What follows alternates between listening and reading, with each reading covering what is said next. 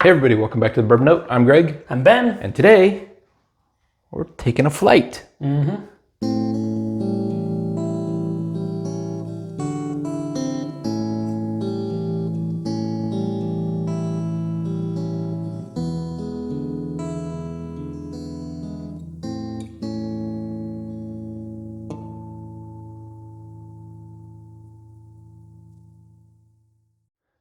All right, Ben, we have a flight in front of us. This is an interesting flight. The most obvious thing is they're 90 proofers. Yes. And you have a theory. I do have a theory. Tell me about your theory, please. So, I've been at Greg about this for a while now. A while.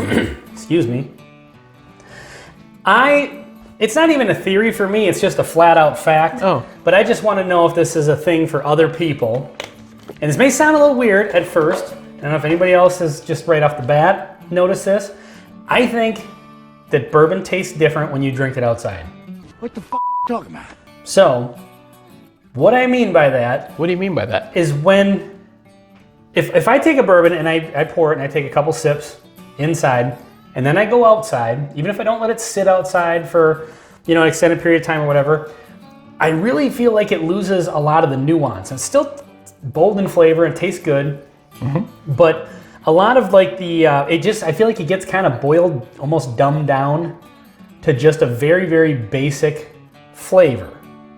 And so what I wanted to do is test this theory and do a flight of 4 different bourbons that are all very different from one another. So that's But they're all bourbons you know well. we know well, yes. And we're not And gonna, me too. I don't want to blind these. Right. Okay, so we're just going to take a few sips of them inside, knowing which one is which. So our flights are right to left. So makers and so on. So I want you too can play at home. hit pause, go get all 4 of these bourbons. And so I want to do the flight inside, just taste them, notice the differences between them, because they all are quite different. Maker's Mark being a wheater that has its own signature note. Old Forester definitely has its own signature note. Put in banana. Yep. Bullet being the high rye contender, and then the Evan Williams 1783. In the new bottle, which tastes different, by the way. In the new bottle, yeah. But kind of has its own profile as well. Style, So these are all 4 different enough. I actually did a blind flight of these. The reason I picked these not that long ago, and I was able to Oh, are you going to brag? completely blind, easily pick each one of them out because they are just that different. Yep.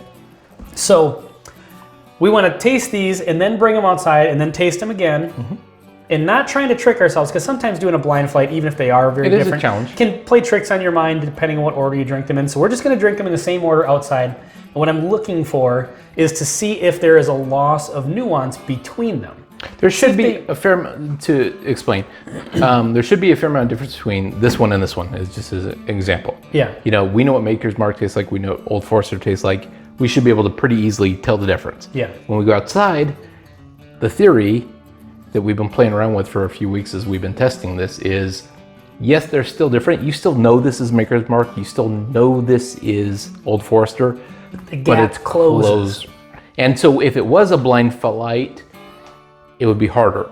It would. But Maybe again, not impossible, but harder. The reason I don't want to do a blind flight is because That adds I don't want to try complexity. to trick ourselves or whatever. I want to know what we're drinking and just be able to look at it and say, honestly, does this kind of take away some of that nuance? So let's get to tasting these. Okay. And I'm kind of on the fence as to whether or not we'll include the full tasting of this in the video, or maybe just cut to the outside thing or whatever. But Yeah, to be honest, I mean, at this point, tasting inside is anticlimactic. And yeah. Yeah. But we'll leave the camera running just in case something awesome and- happens. Well, and it could.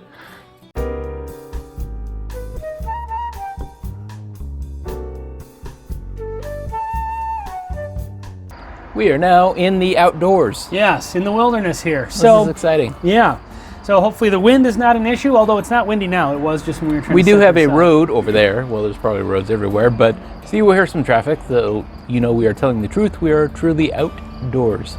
Now, as evident by the outside window as well, but everybody and their mother decided to start driving by right when we Of course. decided to come out here, so hopefully that's not an issue. So we have the same glasses. Yep. We still have Maker's Mark. We still have Old Forester. We still have Bullet. We still have Heaven Hills Amazing 1783, the new bottle with 90 proof. Yep. The other thing we should probably mention, weather-wise, weather. Very, very mild. It's probably 73.5 degrees. Yep, a little slight breeze, but there's no humidity almost at all. Right. I mean, it's about as neutral weather as you get in Minnesota. Yeah. So, it's not, I mean, I can see if you're drinking like a super hot, humid day that might do Sure. it. Or if it's super cold, definitely just ruins the Yep. taste. But, all right, so now let's go through these. And again, what I'm looking for is just, is there a noticeable loss of nuance Yeah. between the two of them? Or between the four of them, Yeah. from one to the next. Okay. Here we go. Maker's Mark. Cheers. Smells like every single bourbon I've ever smelt outside. I was gonna say it smells like brown sugar. Like okay.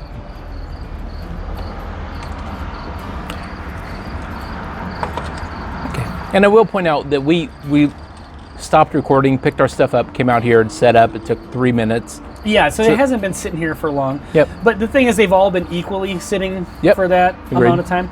Right off the bat, that does not, like the noticeable, like, oh, boom, that's Maker's Mark, Yeah. to me is mostly gone. Like, it's sweet, but it's that really kind of bready, shortbread, grain forward in a good way, sweetness. The sweetness is there, but it's very, I don't know, it's just different. I think it may still be there, but I'm curious how the next one does. All right, let's go with the Old Forester here. All I'm right. going to even be fair and do some Fair. science, Greg. That's right. We expect char and bananas.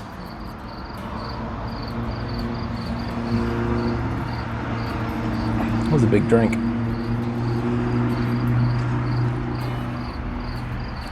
It's there. I absolutely could tell this is Old Forester.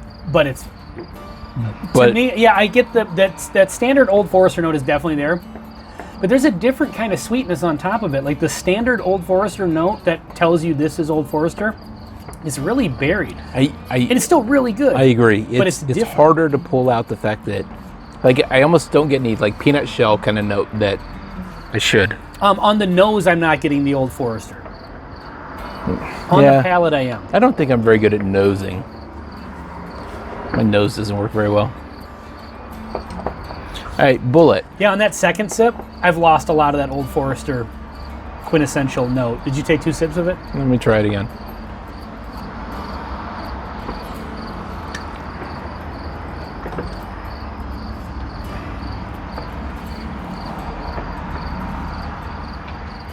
It's a lot closer to the middle.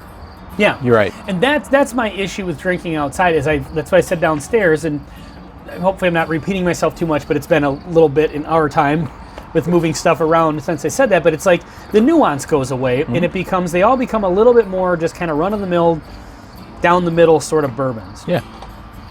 So They now- still taste different than one another, not quite as much of a But contrast. the difference is less and less. Like Yeah. I'm guessing by the time we get to number 4, which is right now, it's one of my favorite bourbons. I'm curious if I'm see how it does against this, because I think being outside has a little effect.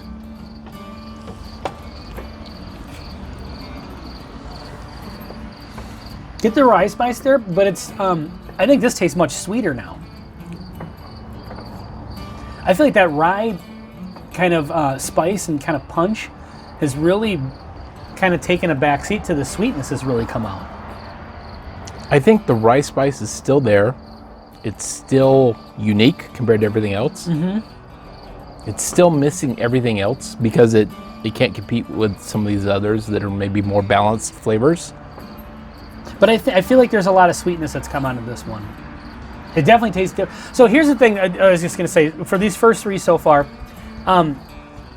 regardless of how different they are from one another, whether that gap has closed, they all taste much different than they did inside to me. Noticeably, and this isn't a surprise because the reason I wanted to do this video is because I have this every time I drink bourbon outside. It is absolutely... Which is occasionally. Yeah, absolutely noticeable. To the point that I started pouring a bourbon to come over and hang out with him, have a cigar or something. I'll sit and sip on it for a couple minutes inside just to see how much it changes when I go outside. And it's, for me, it's noticeable. So I'm just trying to figure out, am I just a broken person that, in more ways than one? Like, is it just me, or do other people have this? And right down the middle.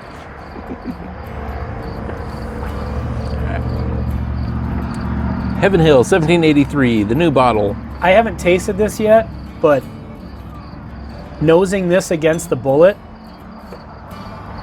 I don't get a lot from the bullet. I might have a hard time telling these two apart right now. On the nose, anyway. I'm getting a fair amount on the nose of this one.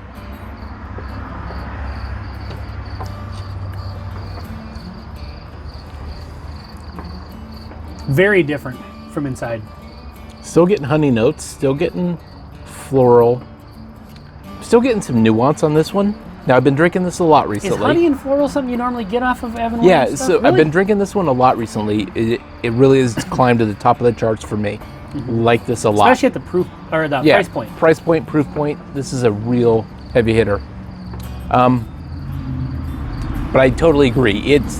It's less. If we were drinking down in the roots, it would be more distinct. You would easily pull it apart from the others and say, this is, whatever bourbon. They have lost the nuance. Like anything that made them really special is less. So, I guess my perspective on this is, like I said, this is a very much a thing for me. And I wanted to do this video and see if maybe there's anybody else out there that could comment or something that would Explain the science? well, not even explain the science, but just like, is this the same experience for you? And maybe you could try this at home, whether it's just pouring yourself a bourbon, having a few sips inside, really kind of picking apart the flavors, then going outside with that same glass and picking apart the flavors again and see if anything changes. Yeah. And maybe maybe some of the bourbon channels we follow, if maybe I'll put an Instagram post and tag a couple of them. Maybe one of them will do this experiment and, and see if they come up with something different. And we've also talked, we occasionally smoke a cigar, and obviously that's going to affect your taste buds. That's going to affect the taste buds, for sure. So we're not doing that. It's just inside to outside. I did see one thing that they did an experiment, and I can't remember what website this was on. We have a special guest. My dog is barking in the background. That probably didn't pick up, but I bet it did. she's still barking though. But there was one website that did an experiment where they did different rooms that had a different ambient smell to them, and they had people taste I'm sure that would have some effect. bourbons in different rooms. So anyway, this video's probably gone on long enough. Long enough. I would say in closing, I stick to my guns on the fact that bourbon definitely tastes different outside. What do you think? Because you've been on the fence about this. So I totally agree. It does taste different. It takes off the peaks. I think you can still, if you know two bourbons apart, you still can taste them apart, compare them, and contrast them. But it's harder outside. We did a taste test the other day in practice for this review, and doing a blind flight outdoors is harder than indoors, definitely. Yes, for sure. All right, well, this has been our science experiment. If you're watching this, please do this and send us a message and let us know what you come up with. I just want to know if I'm crazy, to be perfectly honest. So I'm not sure that anybody can answer that conclusively. Yeah. It probably takes a trained professional to get to the, but am I crazy on this? So anyway, well, this has been our little science experiment on the Bourbon Note. I'm Ben. I'm Greg. Thanks for watching. Cheers. But wait! There's more! Okay, so we just ended the video. But just after we stopped recording, Greg just mentioned something that I thought was a perfect way of describing the difficulty of tasting stuff outside. So go ahead and say what you just said. I have no idea what he said. Repeat it, Greg. So, yes, they're different than they were downstairs when we were originally pouring and tasting. And they're still different, but I have a hard time telling you why this is Maker's Mark. Perfect. I think if you do this flight, you might know this is Maker's Mark. But saying I can't tell you why it's Maker's Mark. Because it just tastes like bourbon. Yeah. But I love the way you described that as soon as we shut off the camera. So when just dropped this back in there, it's it's Maker's Mark, but I can't tell you why. Right. And that's a perfect way to describe that loss of nuance. Yeah. Because Maker's Mark has such a quintessential Maker's Mark flavor to it. Yeah, the bready, shortbread, almondy kind of note. And sweetness and but yeah, so just wanted to drop that back in here real quick after we stopped the camera. Just like I told Greg, I was like, oh man, I wish we would have said that in the video. He's like, well, just record it and throw it in there somewhere. So anyway, there's that. So cheers. Bam! Second encore! Hey everybody, we're back again. This is encore number 2. Encore number 2. Dun-dun-dun. Yeah. All right, so we've been thinking, maybe these bourbons haven't lost anything. Maybe they've gained something. And what they've gained is caused them to become, taste-wise and smell-wise, something closer together. So anyway, food for thought. That's another, this is our last encore. No, you don't know that. That we're going to do on this video. You can't answer that. So maybe they haven't lost so much as they have each gained something that just made them taste different. You know, maybe it is a difference in humidity versus being inside. Now, it's not a humid day out or evening now. I'm developing a theory. Okay. Help me with this. Do you think pancakes taste different inside versus outside? I don't know. I'm not making pancakes tonight, but we can do that on Sunday. I'm just Monday. thinking that we need to get to the bottom of that one. Yeah. Maybe we should taste. Here's, honestly, good question. You know, you and I have had a handful of scotches in our day, but I don't know scotch like I know bourbon. Maybe we should try, or Irish whiskey, something that we know a little bit less about. We know enough about to, you know, that we've had a decent amount of experience with them. What about, I don't know, maybe this is not a great example, Bud Light. Do you think there's a difference there? Yes, but when I usually notice that is, you know, if you're drinking beer in a hot summer day, if you drink beer in the wintertime outside, it's definitely different. Definitely not as much as this. Like if I were to drink a Bud Light inside right now versus outside right now, not much of a difference. But on a really hot summer day or a really cold winter day, definitely a difference. So anyway, if you're still watching this at this point, thank you very much. What about pizza? Pizza is pretty much just... No, it's got to be different.